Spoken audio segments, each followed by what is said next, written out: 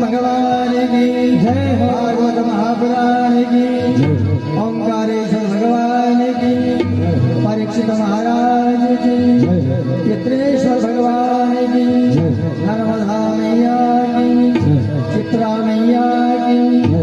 गंगा मैया की जय। भक्त भगवान की जय।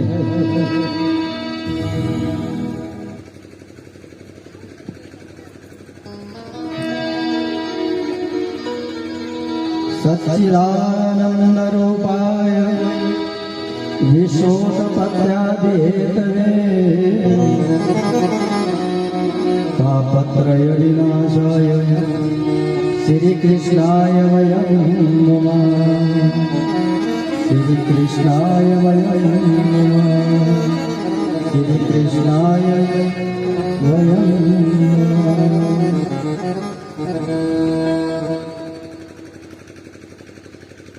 परमात्मा की बहुत बड़ी अनुग्रह के बाद आज भागवत के श्री चरणों में आप वंदन करते हुए पुनः कथा को श्रवण कर रहे हैं। यही कथा सूत जी ने नैमिषारण्य वन में 28 ऋषियों को श्रवण कराई। यही कथा भागवत की परम पुनीत कथा। एक धर्म सम्राट राजा परीक्षित ने सारे ईश्वर को छोड़ दिया, भगवत चरणों में मन को लगा दिया। मां गंगा के पवित्र तट पर बैठकर महामुनि सुखदेव जी के श्री चरणों में कथा को श्रवण कर रहे। आप सभी के भगवान ने पुण्य को उदय किए, सचित्रा परिवार का पुण्य उदय हुआ। इनके पितरों के आशीर्वाद से आप हम भी इस कथा को श्रवण कर रहे हैं। परीक्षित सुखदेव जी के श्री चरणों में गिरे। गुरुदेव, जिसका मरण समय निकट आ जाए उसे क्या करना चाहिए? 7 दिन मिले हैं और अब मुझे क्या करना चाहिए?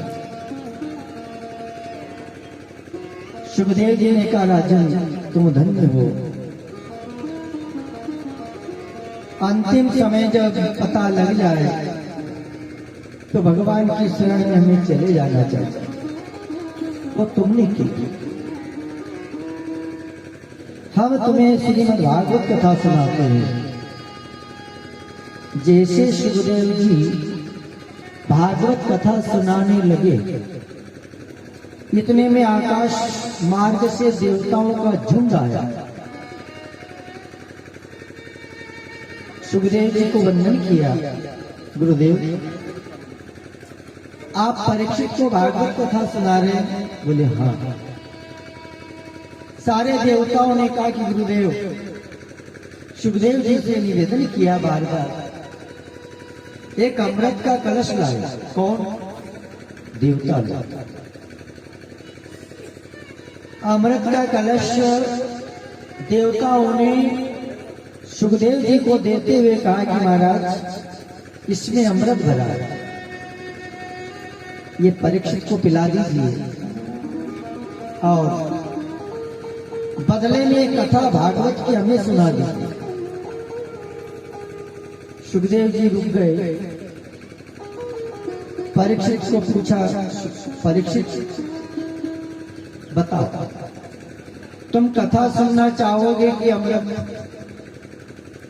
तो कथा सुनने वाले ने कहा, गुरु जी मुझे ये समझ में नहीं आ रहा कि कथा सुनने में क्या लाभ है और अमृत पीने में क्या लाभ है।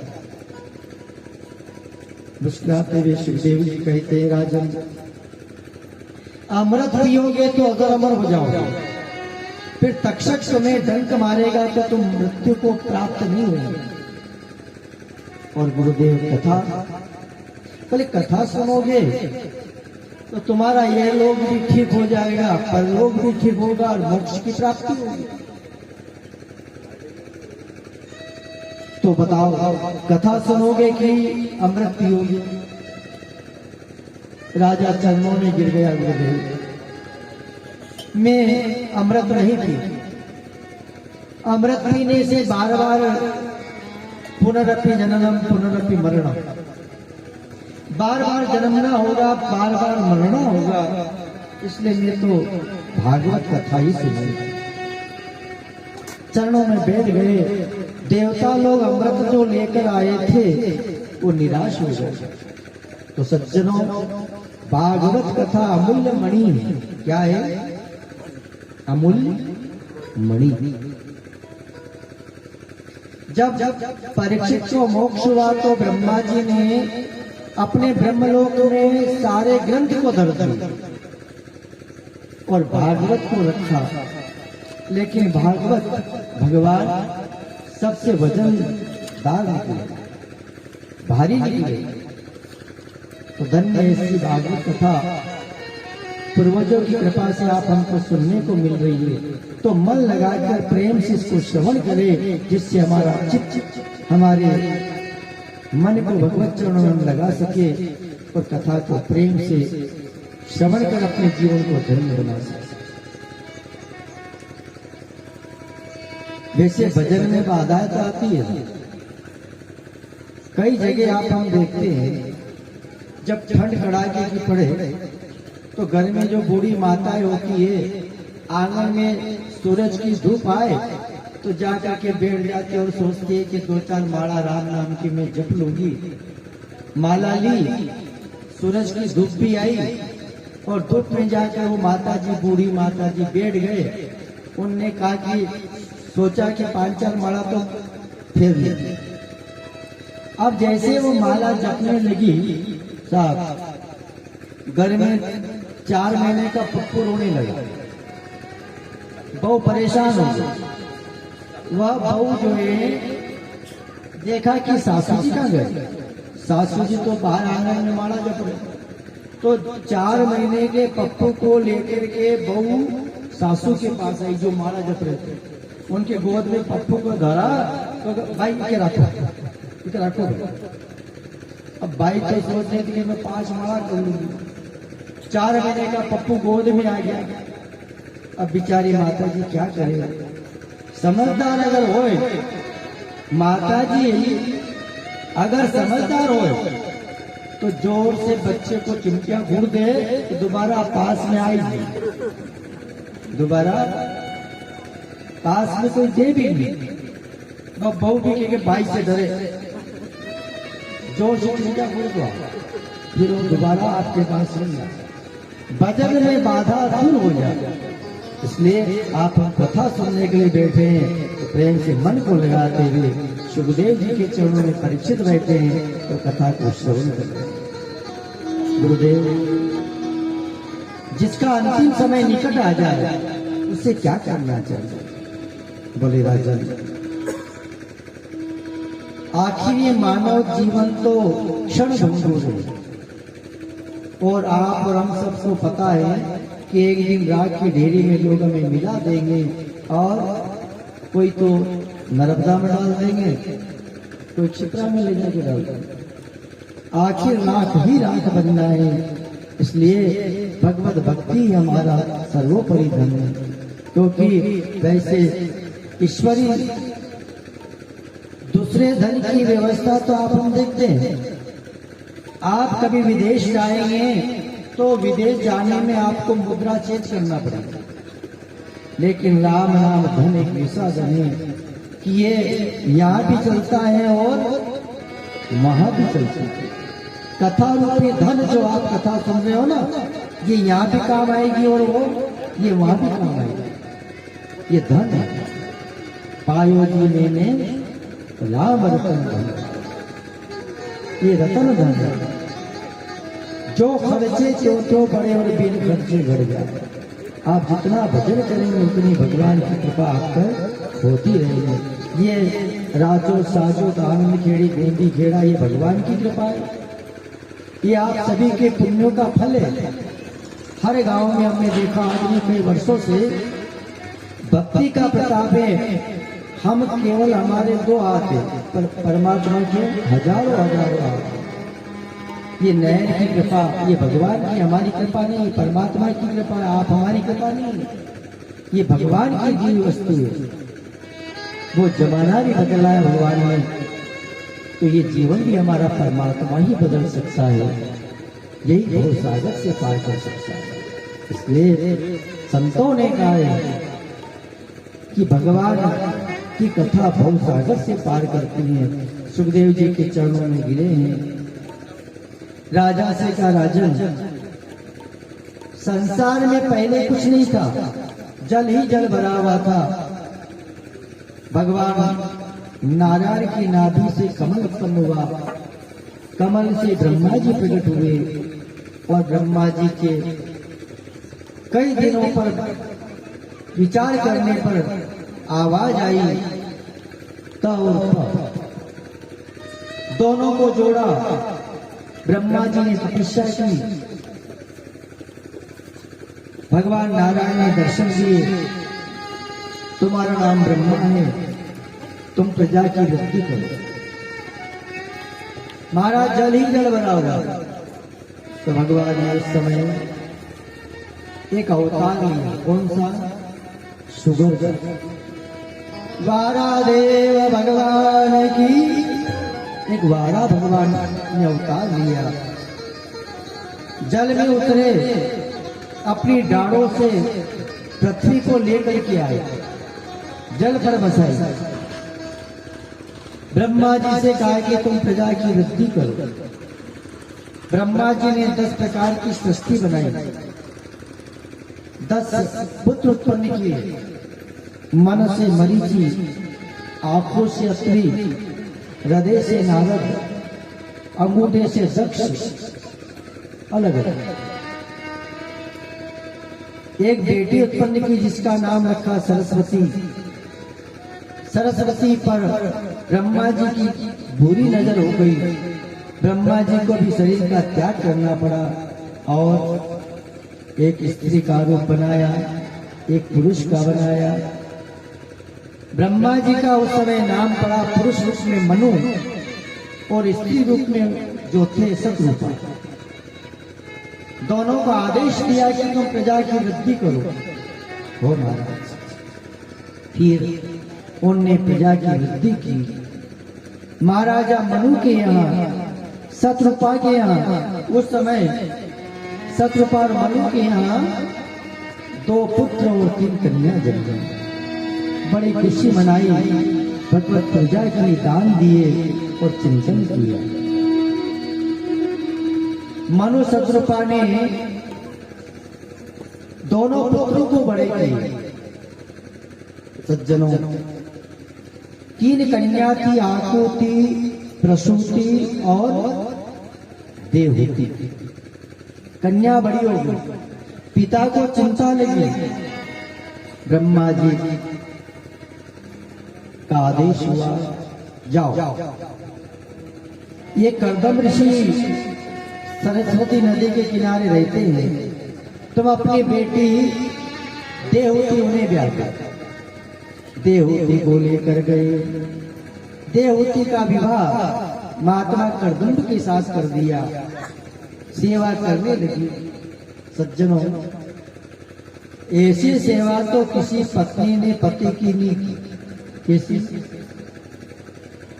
देवहूति की सेवा ऐसी रही, उसके सिर के बाल नरेटे की रस्सी जैसे बढ़ गए, मेले कुचले कपड़े हो गए, पति की सेवा करते करते। आखिर महात्मा कर्दम प्रसन्न हो गए। तपस्या से एक विमान मांगा। विमान कैसा मिला उनको? जब पेट्रोल डीजल से नहीं चले, घासलेट से भी नहीं चले, फिर वो मन की गति से चले। कौन सी गति? मन की गति से चले। मन कहेगे बदलाव चौपाटी तो वहां उतरता, मन कहेगे उज्जैन क्षिप्रा स्नान करना तो वहां उतरता, मन कहेगे सरदारपुर तारीख संभालनी तो वहां हो जाए। वो मन की गति से चलेगा। ऐसा विमान मिल गया। अनेकों देव दर्शन पाए। हजारों साल तक विमान में जीवन निकला। 360 दास और 360 दासियों ने उस विमान में सेवा की। इसकी महात्मा कर्दम की और देवहूति। एक दिन विमान को छोड़ दिया, देवी अब भजन करेगी। पर एक वचन दिया है कि महाराज मुझे एक बेटा सेवा में दे देना, फिर भजन करना। तो कर्दम ऋषि के यहाँ कितनी कन्या हुई? 9। कितनी कन्या? 9 कन्या। 9 कन्या बड़ी हो गई और ये भजन करने के लिए उत्साहित होने लगे। अरे महाराज, ये कन्याओं का मैं ब्याह क्या करूं, कहां करूंगी? मुझे तो बेटा चाहिए, बेटा। फिर मनु महाराज और ससरूपा ने सज्जनों जो तपस्या की, इसी तरह माता कर्दम ऋषि ने और देवहूति ने भगवान की आराधना। देखो, मनु महाराज और ससरूपा ने तपस्या कहाँ की थी? आप लोग तीर्थ जाते हो ना, तो मनु ससरूपा ने नैमिषारण्य में भक्ति करी। क्या करी? नैमिषारण्य में। जब भी आप वहां जाओ तो वहां उनके दर्शन मिलते हैं। मनु कर्दम ने भी ऐसी भक्ति करी भगवान के श्री चरणों में और करी प्रार्थना।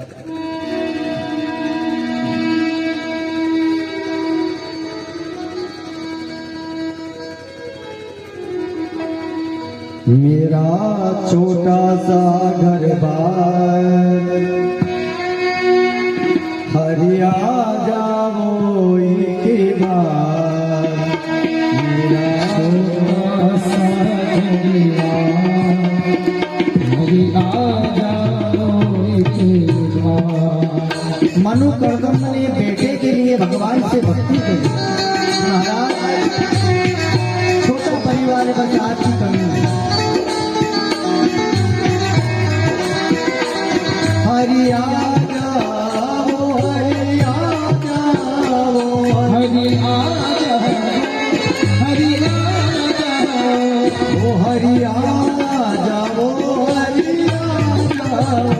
हरिया जाओ, हरिया जाओ, हरिया जाओ, हरिया जाओ, हरिया जाओ, हरिया जाओ, हरिया